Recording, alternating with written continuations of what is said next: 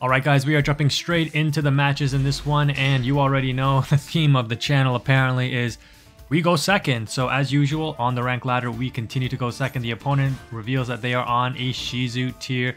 Running the Seymour up in this rank is pretty interesting. They are going to be able to make AK Kalos though, and they do have rank 4 materials on board.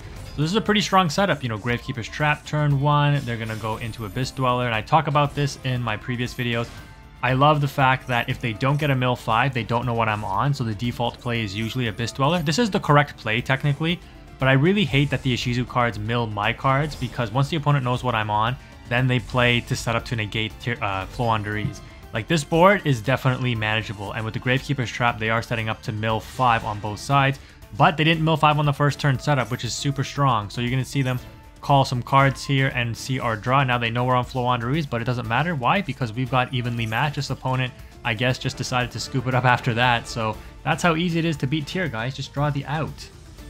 So with the most recent update coming to the game on May the 10th, it actually wiped out all of the match history. But if you watch my previous videos, which I will link in the description, you saw that throughout Platinum rank, we actually only lost 2 matches, which is actually insane, considering how often we go second, which, you know, it was kind of a meme and funny at first. Now I'm just a little, honestly, like, I'm a little frustrated. Anyways, in this matchup, once again, going second against tier, and the opponent goes for Baguska. I do make a misplay, and I talk about this in videos that I made last season. The opponent activates Sharon. I should have let them summon the Sharon and commit to the mill, and then activate Shifter. I get no mileage out of this here, and of course, now they know they're under Shifter, they just go for a Baguska play. Right, they play a number of level 4s, Rhino Heart, Snow, the Ishizu cards. It's easy for them to make a Baguska. Pass. My Evenly is also not live now. We didn't let them commit into any plays, so our Shifter kind of backfired against us, essentially, because I can't play either now. And if I pass turn, the opponent might actually be able to play, but at least we are able to, which is top deck terraforming, which is really good. And we have Trap, and I talk about this is why I play 2 Trap. Hard drawing it at times can be very, very helpful just because it's an extra normal summon, whether it's during your turn or your opponent's turn. So you might look at the setup and you'll be like, oh, Quantum, you're good, right? Activate Map, normal summon Eaglin, no effects. Normal summon Robina for turn, no effects. Link into, you gotta play a Baguska out, right? Link into Codebreaker Virus Swordsman, beat over Baguska. Yes, that is the play. But you gotta remember, if I do that, both my birds get banished. What do I have left in my hand? 2 traps. I have no way to get those birds back, and I have to hope that I top deck a bird. So the actual smart play to do here, in my opinion, would be to use map and banish a bird and bring that bird back, and then set the trap and pass turn. If the opponent tries to play, switching Baguska to attack mode, that turns my trap on, essentially, because I can activate trap, normal summon my own birds. So you got to kind of think ahead when you do these plays. You don't want to end up shotgunning and making misplays, because then you're screwed, right? You out the Baguska, you got a Codebreaker on field, your trap is useless because you got no birds, and your opponent's likely going to be able to play. Now, this opponent here opted to stall the game out a little bit more. I don't know if he kind of thought I wasn't going to go into Codebreaker or something, or he thought that I didn't have an out to Baguska. But yeah, we were obviously playing around the fact that we need an extra bird in hand. The game is tricky. The game is trying to make me lose because I'm stupid, and it makes me draw Pot of Extravagance. And of course, I'm thinking first thing, main phase 1, have to activate Pot of Extravagance. And then as soon as I saw the first card get banished, I was just like, oh my god, I just played myself because it's going to banish the Codebreaker. Thankfully, we actually got a little lucky here and we didn't banish Codebreaker. But you definitely did not want to do that. That was a bad play. The opponent ends up hashing it anyways, which is fine. We're no longer under Shifter because 2 turns have passed. Now we're going to go ahead and activate Map, normal summon the Toucan, and banish a Robina, making the opponent think that we can't play yet. Now we're going to link off into Codebreaker. Why? Because now we have Robina for play during the opponent's turn, with the Dreaming Town being live after we beat over this Baguska here. We beat over Baguska, right? No effects activate. We pass turn.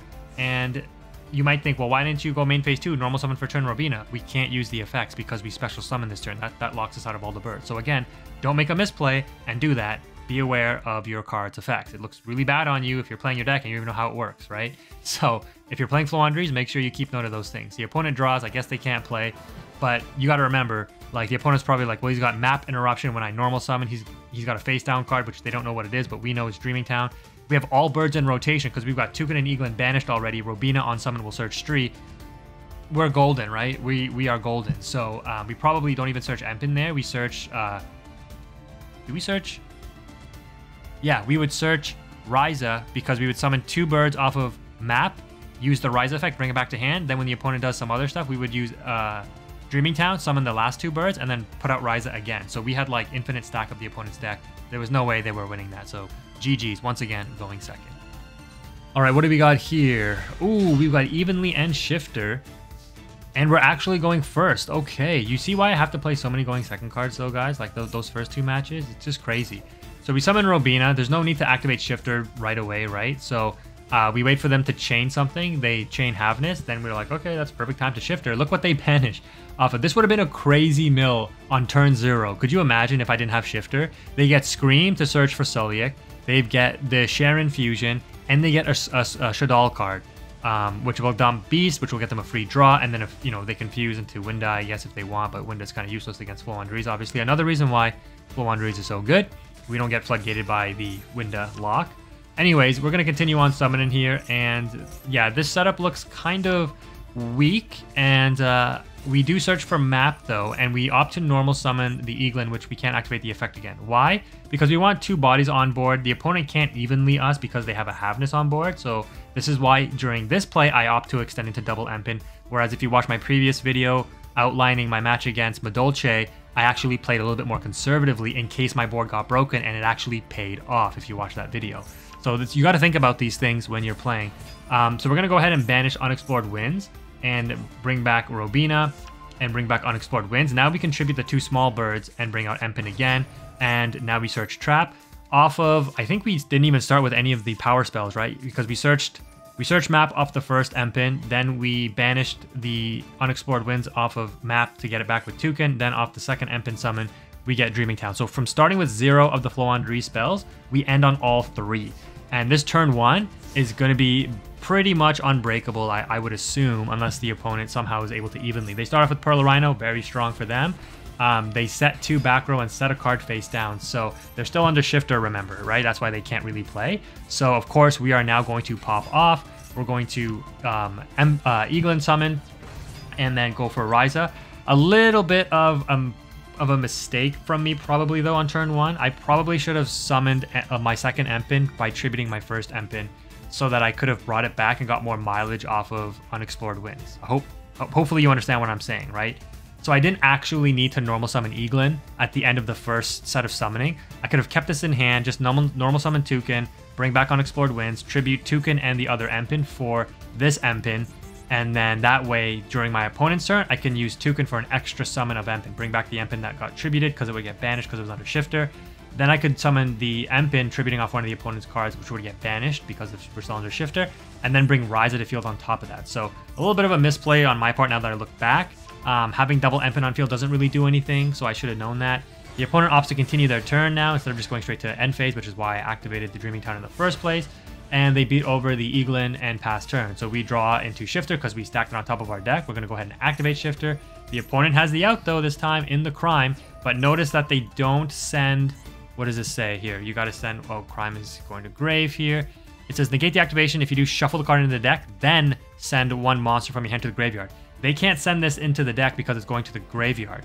So it doesn't resolve full. You still negate the effect, but they don't send a monster from the hand to the graveyard. So if they had a fusion play to send, too bad they don't get that off because Crime didn't resolve properly. So we're going to be able to play now, even though we're not under Shifter. It doesn't matter because we can stack Shifter again with the Ryza and then use Unexplored Winds to draw the Shifter and then activate it again. So we Shifter locked this opponent. We have insane turn 1 setup, all the FLOOWANDEREEZE power spells. This is what I mean, guys. Like, you go first with FLOOWANDEREEZE, unless you brick hard, you are usually going to beat Tearlaments every single time. I even misplayed, and I talked about it, right? I should have been tributing off the Empin.